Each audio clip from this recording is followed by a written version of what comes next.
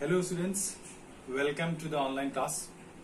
Students, once again I am here with the same topic that is square and square root, as we have discussed in the previous class. In the previous class, what we have discussed? In the previous class, we have discussed about the square number. What type of numbers are called square numbers? So that thing we have discussed, and we also discussed about the unit digit in a square number. So students, today also we are doing the same concept, same topic, but little bit different thing we are doing today. So let's start, students. Now students, let us write some numbers. I'll write consecutive odd numbers. Let me add 1 plus 3. So is equal to how much we will get? I'll write it later on. Next I will add 1 plus 3 plus 5 is equal to. Then next I will write 1 plus 3 plus 5 plus 7. See, in each and every steps I am increasing one odd number. First I have started with 1 plus 3. Then in each and every steps I am increasing one more odd number. But these all are consecutive odd numbers, students. So again 1 plus 3 plus 5 plus 7 plus 9. See, here also I have increased one number. Again 1 plus 3 plus 5 plus 7 plus 9 plus 11. So again 1 plus 3 plus 5 plus 7 plus 9 plus 11 plus 13. In this way we can get many examples. Many more examples are there. Now students, let us do 1 plus 3 how much? 4. It means 2 square. 2 into 2. That is 2 square. That means this 4 is a square number. Now if I add this 3, I will get 9 is equal to 3 multiplied by 3. That is 3 square. And if I add these all 1 plus 3 plus 5 plus 7, I will get 16 is equal to 4 multiplied by 4 is equal to 4 square. If I add these all, I will get 25 is equal to 5 multiplied by 5 square. Here how much I will get?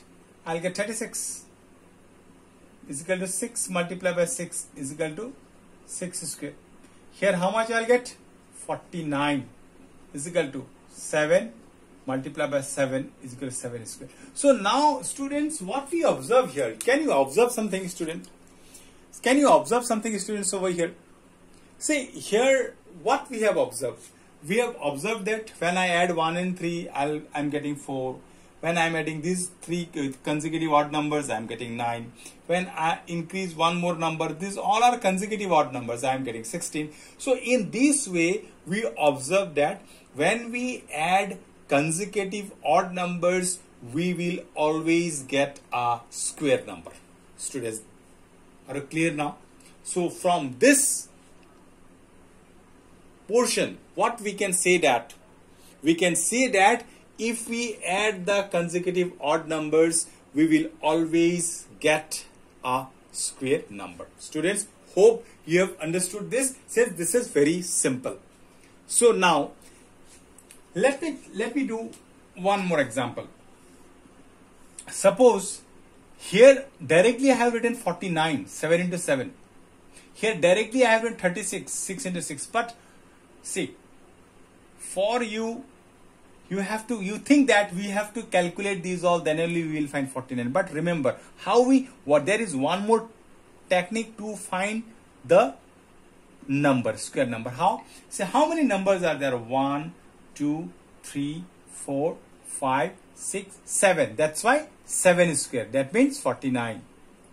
Here 1, 2, 3, 4, 5, 6. It means 6 is square. 6 is 36.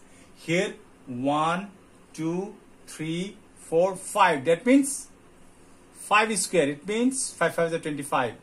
So in this way we can find the numbers. In this way we can find the square numbers without doing addition. Without doing actual addition, I can directly find the square number. This is the method. So you just count the numbers. how many consecutive odd numbers are there. See, 1, 2, 3, 4, 5, 6, 7. That means 7 square, 49. 1, 2, 3, 4, 5, 6. It means 6 square, 36. Like this, we used to find the square number when we add consecutive odd numbers. Now students, let us go to next topic.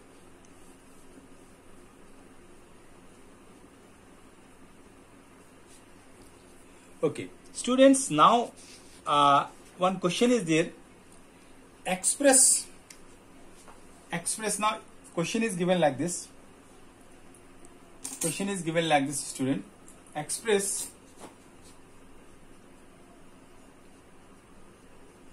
express 49 as the sum of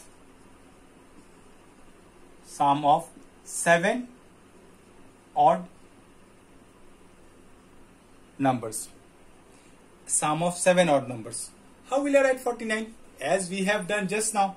See, 1, 3, 5, 7, 9. See, how many numbers are there? 1, 2, 3, 4, 5, 6, 7. So 1, 3, 5, 7, 9, 11, 13. 1, 2, 3, 4, 5, 6, 7.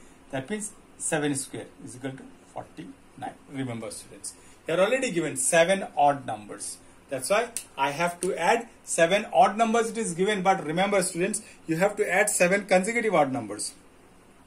The sum of 7 odd numbers. Now, in that way, suppose if I ask you to express 121 as sum of 11 consecutive odd numbers. Now, can you do this, student? So this, I have given you the star mark. This is the homework. This is the star mark, students. This one, express 121 as a sum of 11 consecutive odd numbers. You do it yourself, students. So this is your homework. Apart from this, you are going to get a few more homeworks also. But as a classwork I am giving you, suppose as a classwork I am giving you, you have to do this one, students. Now, next question.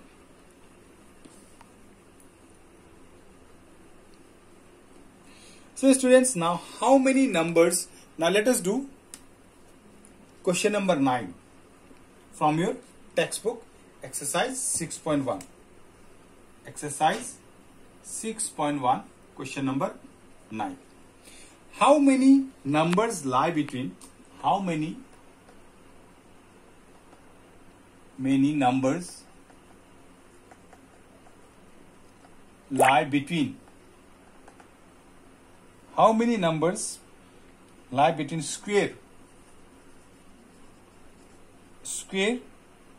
of 12 and 13? See, square of 12 and 13. That means how many numbers lie between 12 square and 13 square?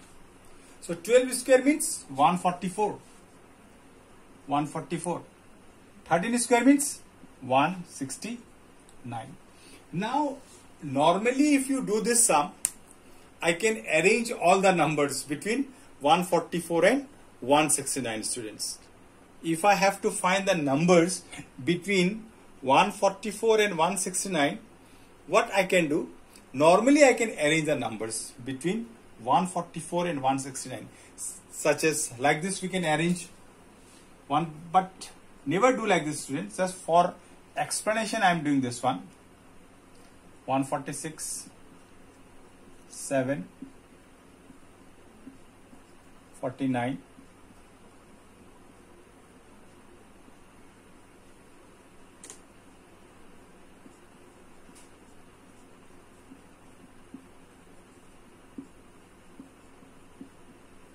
8, 159, 160, 161, 162, 163, 164, 165, 166, 167, 168. Till 168 I am writing.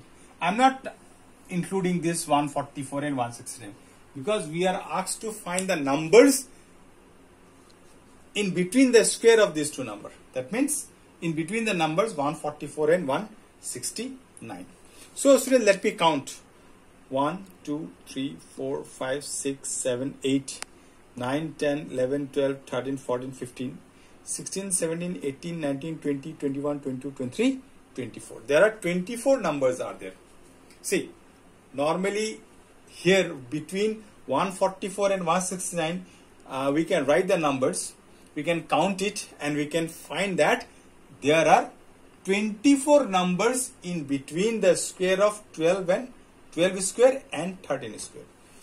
Suppose if I give you how many numbers are there in between the square of 99 square and 100 square. Now this is not possible actually to write all the numbers between these two. There is one short method is there. I am showing you that method, students. Now here you see, here we are getting 24 numbers in between 144 and 169. One simple method I am showing you how to do. Let me rub this all numbers. Simple method I am showing you, student. Very simple method. So suppose it is given that how many numbers lie between square of 12 and 13. Therefore, the required numbers are required numbers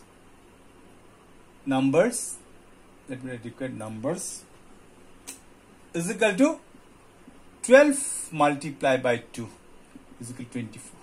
You just multiply 2 with the smaller one. So now how many numbers are there between in 99 square and 100 square? What will I do? Therefore, the required numbers, how many? 99 multiplied by 2, that is equal to 198. 9 to the 18, 8 carry 1, 9 to the 18 plus 1, 19, so 198 numbers. In this way we can find. It's very simple, students. Whichever the smaller one you are getting, you just multiply 2 to that number. But remember, it should be consecutive now. 12, 13, 19 and 100. How many numbers are there?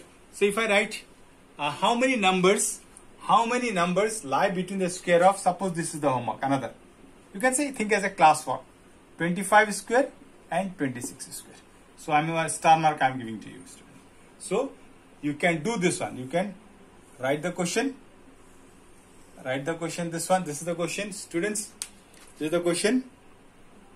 You can write this question, students. How many numbers lie between the square of 25 and 26? How many numbers lie between the square of 25 and 26? This is the class 1. Hope, students, you have understood these two things from this exercise 6.1. So students, now I am going to explain one more thing. So these two are very simple, whatever we have explained. Now I am going to explain you about